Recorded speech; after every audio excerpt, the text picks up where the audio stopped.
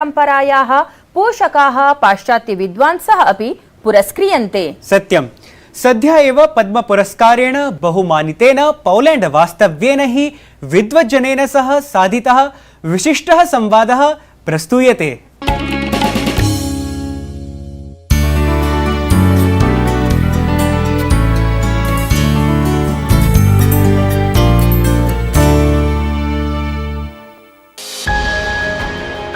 भारतीय संस्कृति प्रसारण परेषु अन्यतमेषु वैदेशिकेषु अस्ति सुख्यातः पोलेण्ड् देशीयः प्रोफेसर मारिया क्रिस्टोफर ब्रिस्की वर्यः।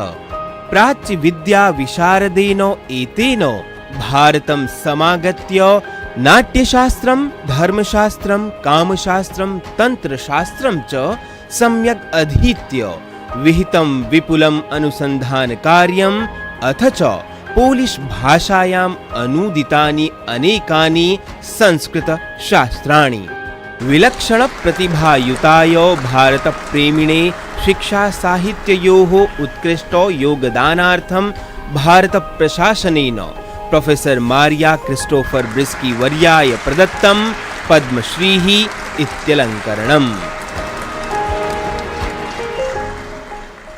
प्रोफेसर ब्रिस्की, स्वागत है आपका कार्यक्रम वार्तावली में।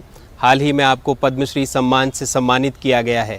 भारत से आपका संबंध और विशेष रूप से संस्कृत से आपका संबंध किस प्रकार का रहा है?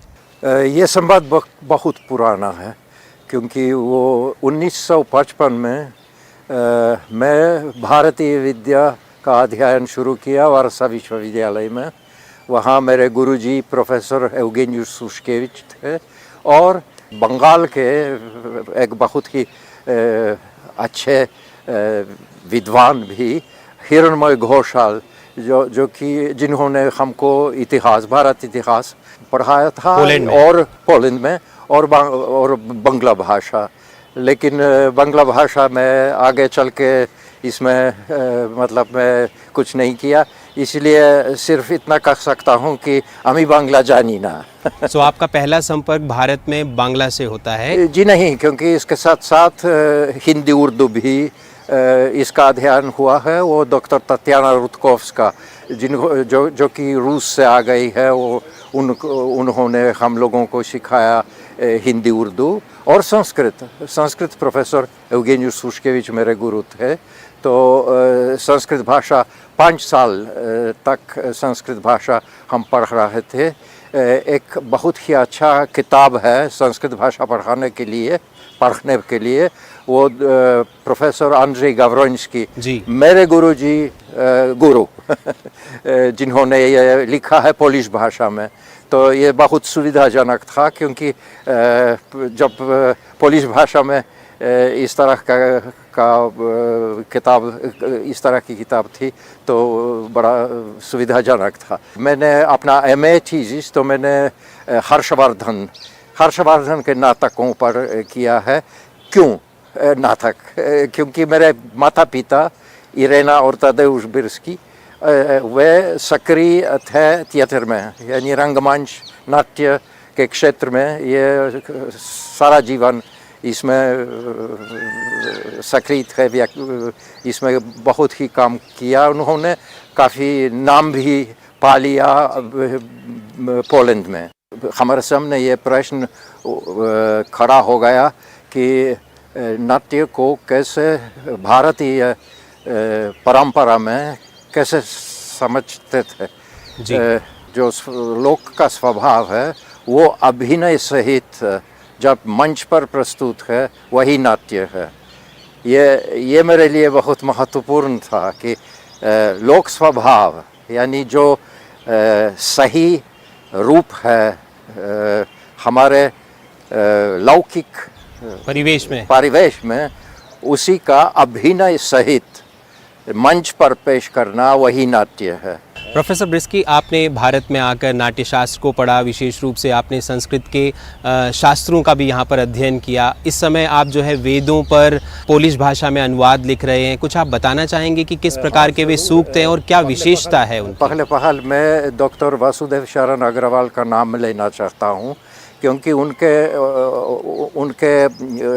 उनके अंदर काशी हिंदू विश्वविद्यालय में इस तरह का सेमिनार चल रहा था वेदों पर।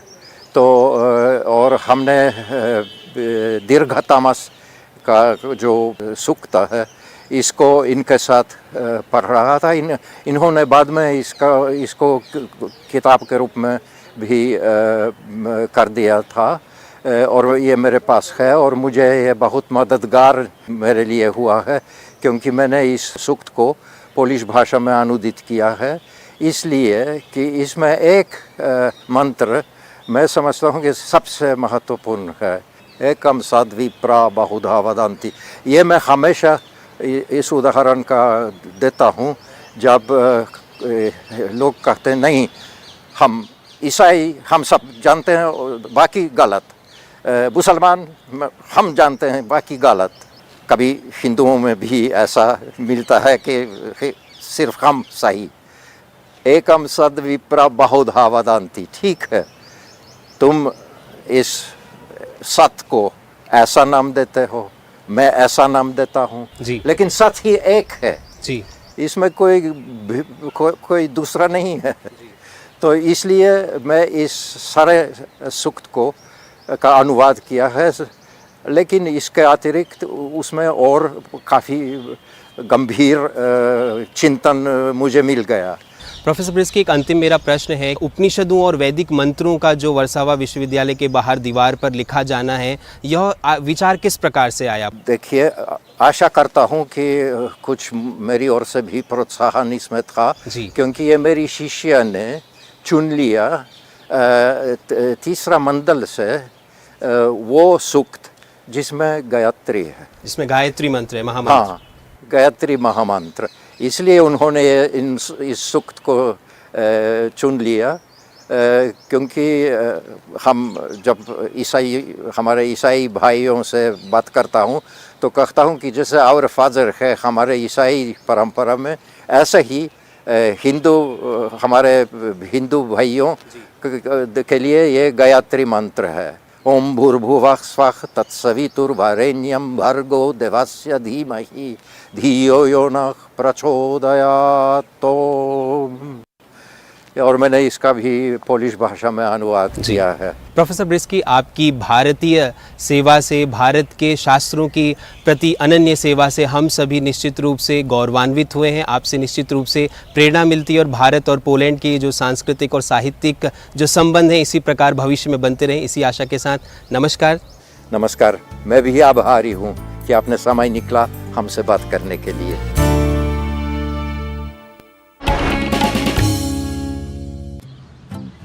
वाह मेरे स्मार्ट किसान, स्मार्टफोन है, डाटा भी है और कृषि नेटवर्क ऐप खेती की हर समस्या का समाधान। बीज का चयन, फसल बीमारी को